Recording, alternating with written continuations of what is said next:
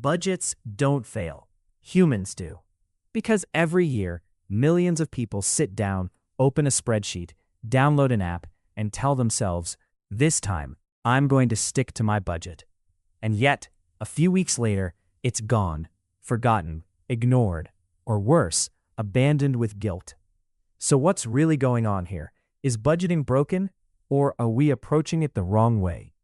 Today, we're going to unpack why budgeting fails most people, not just from a numbers perspective, but from a human perspective. Because money isn't just math, it's emotion, habits, identity, and psychology. And by the end of this video, you won't just understand why budgeting fails, you'll have a completely new way to take control of your money, one that actually works. Part 1. The biggest lie about budgeting. Let's start with the biggest lie you've probably been told. A budget is a plan. Sounds reasonable, right? But here's the truth. A budget is not a plan. A budget is a prediction. And predictions are fragile, especially when they involve human behavior. Think about it. When you create a budget, you're basically saying, I will only spend this much on food. I won't eat out this month. I'll save 20% of my income. But what you're really doing is trying to predict your future self. And your future self? They're tired, emotional, impulsive, human. So when life happens, and it always does, your perfect budget starts to fall apart. You didn't fail because you're bad with money. You failed because you treated budgeting like a rigid rulebook instead of a flexible system. Part 2. The psychology of why budgets fail. Let's go deeper. Because budgeting doesn't fail due to numbers. It fails due to psychology. 1. Restriction creates rebellion.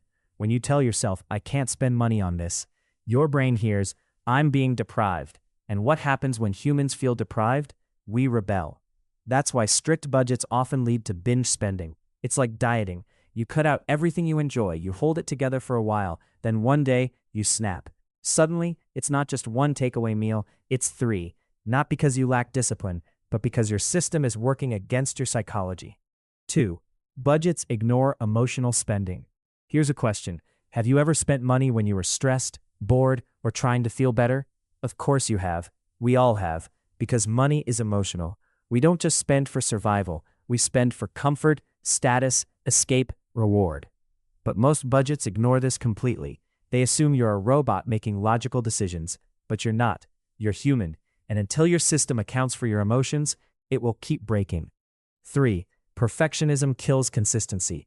Another silent killer of budgeting? Perfectionism. You miss your target one week, overspend in one category, and suddenly you think, well, I've already messed up, might as well give up. That all or nothing mindset is dangerous because financial success isn't about perfection, it's about consistency. Missing once doesn't matter, quitting does. Part 3, the math side, where people go wrong.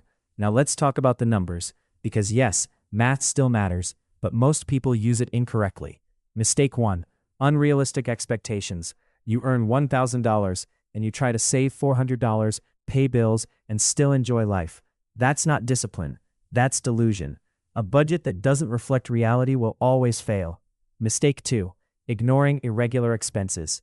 People budget for rent, food, and transport, but forget birthdays, emergencies, car repairs, random life events. Then when those expenses show up, it feels like the budget failed. But it didn't. You just didn't plan for reality. Mistake 3, no margin for error. Most budgets are too tight. There's no breathing room, no flexibility. So when something small goes wrong, everything collapses. It's like walking a tightrope without a safety net. One slip, and you're done. Part 4, a story you'll relate to. Let me tell you a quick story. Meet Sarah. Sarah decides to get her finances together. She creates the perfect budget. No eating out, strict grocery list, aggressive saving. Week 1, amazing. She sticks to it. Week 2, still good, but she's starting to feel restricted. Week 3, she has a stressful day. She orders takeout, then buys a few things online, and suddenly she feels like she's failed. So she stops tracking completely. Now here's the truth. Sarah didn't fail because she's bad with money. She failed because her system didn't account for being human, and that's the turning point. Part 5, what actually works instead. So if traditional budgeting fails, what should you do instead? Let's rebuild this from the ground up. 1. Build a flexible budget. Instead of strict limits, create ranges.